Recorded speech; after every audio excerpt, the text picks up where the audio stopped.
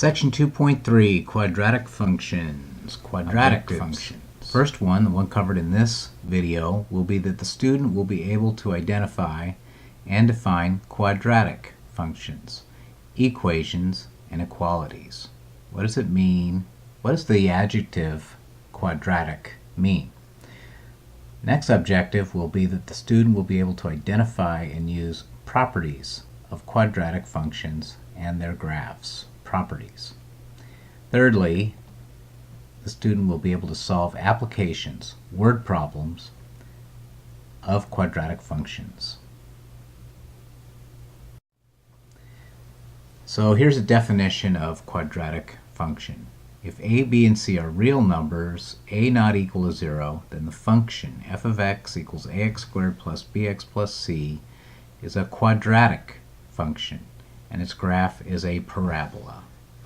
So basically, right, a not equal to 0, because if a were equal to 0, then this first term here would be blown up, because 0 times x squared equals 0. You just have the bx plus c, which is a linear function, not a quadratic function. This is pretty much just saying that when you have an x squared in it, it's quadratic. Whether you're talking about an equation, a function, an inequality, if it has an x squared in it, it's a quadratic. Now that oversimplifies a little bit, because it could have an x cubed in it, then it'd be cubic, not quadratic. But you get my meaning if I just say that if it has an x squared in it, then it's quadratic. It is convenient to convert the general form of a quadratic equation, f of x, quadratic function, f of x equals ax squared plus bx plus c, the general form, to what is known as the vertex form. F of x equals a times the square of x minus h plus k. And actually these a's are the same. That's convenient. The vertex form gives the vertex of the parabola, which is the graph of the quadratic function. It just tells you that vertex right on the face of it.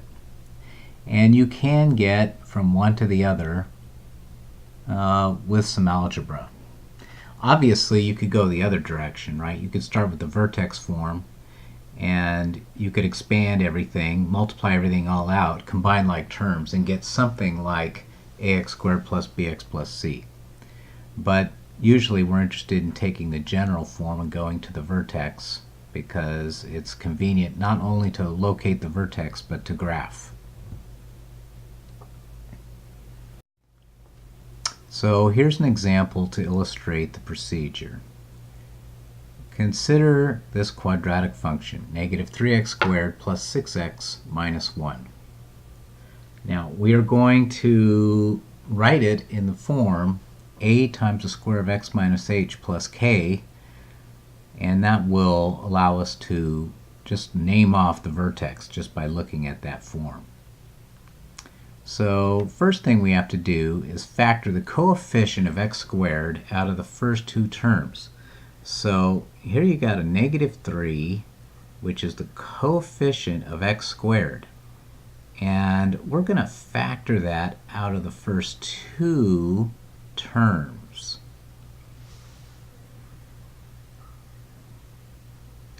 And if you do that, it looks like this.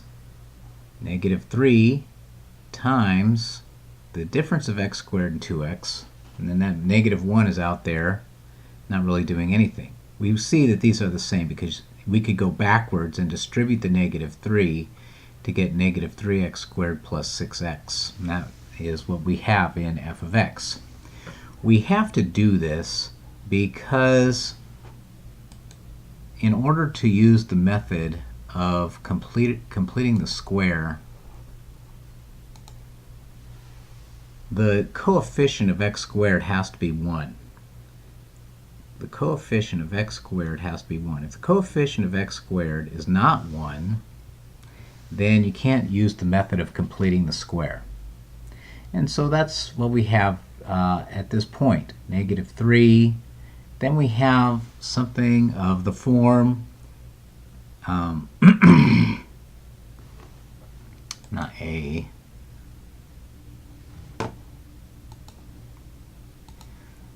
something of the form x squared plus bx on the inside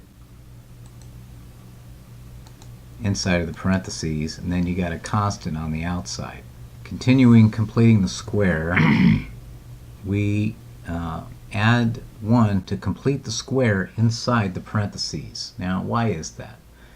We had negative 3 times the square times the quantity x squared minus 2x, and there on the outside there was a minus 1.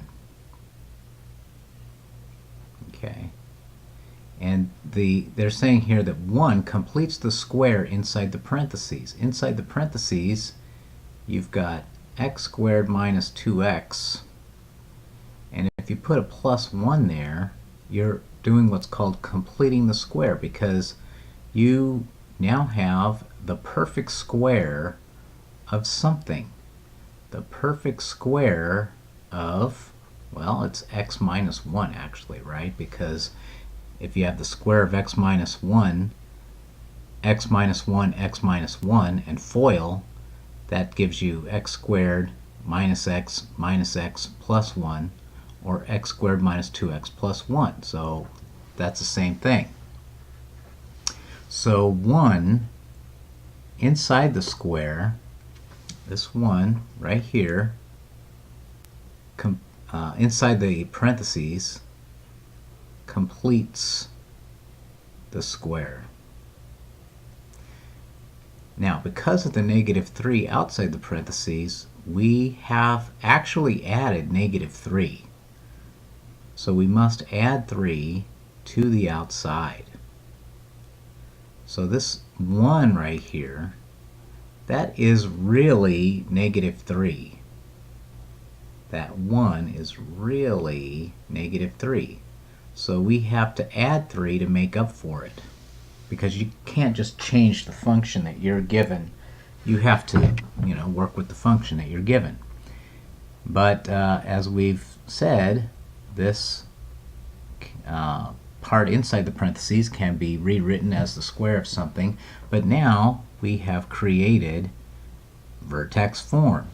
We have created a times the square of x minus h plus k form. Okay, now this 1, a lot of time it's pretty clear to see how we came up with this 1 here that needed to be added, but let's remember what that's about. Okay, if you have something of the form x squared plus bx, okay, x squared plus bx, then what you have to add to it to complete the square is the square of b over 2. Remember that? Okay, the square of b over 2. In other words, take the coefficient of x, cut it in half, and square the result. And that is the perfect square. That is a perfect square. Well, it's actually the perfect square of x plus b over 2. Okay, so that's kind of the rule, which it not only tells you what to add, right? Because the b was negative 2 over here, right? The b was negative 2, and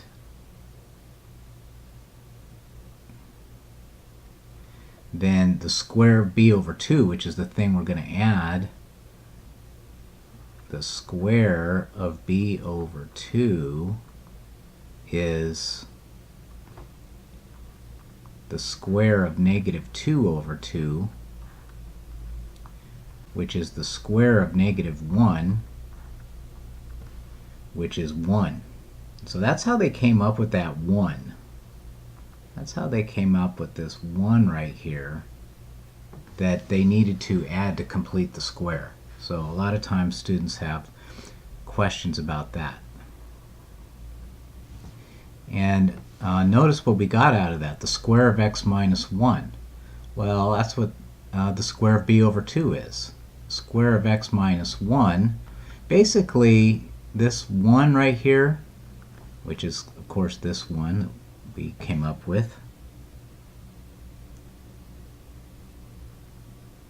that 1 right there, it's always going to be half of this number here, this negative 2.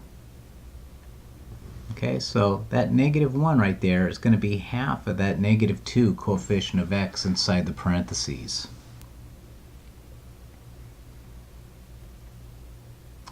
And at that point, we can just read off the vertex, because the vertex for a times the square of x minus h plus k is always hk. Vertex is 1, 2. And so the number that's subtracted from x is the x-coordinate of the vertex, and the constant is the y-coordinate of the vertex. In other words, to get the x-coordinate, you just change the sign that you see on the inside here. You just change the sign. And so instead of negative 1, it's 1. It's also a fact that the quadratic function opens downward because the negative lead coefficient. So coefficient of the x squared terms is negative 3, which is negative.